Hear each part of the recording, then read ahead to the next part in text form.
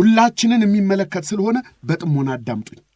ዛሬ ደብዳቤ ደርሶኛል። የማይቀረው ጊዜ ደርሷል።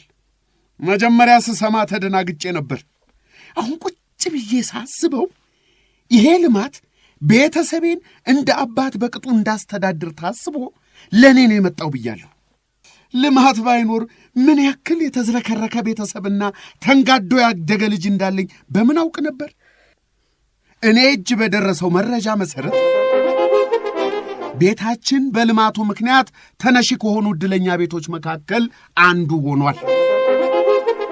አዎ እንኳን ደስ አላችሁ። ቤታችን ሊፈርስ ነው።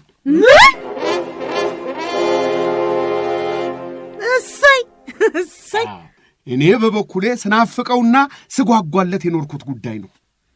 ረፍ አለቀ፣ ተገላገልኩ። የኛም ቤት ሊፈርስ ነው። የኛ ቤት እኮ የፈረሰው እናንተ ስታድጉ ነው።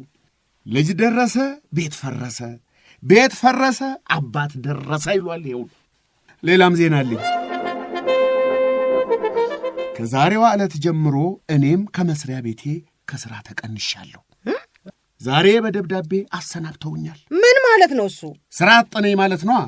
ሥራ የለ ቤት የለ።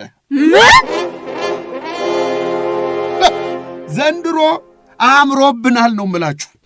ቤት አልባ ሥራ ፈቶኛለሁ።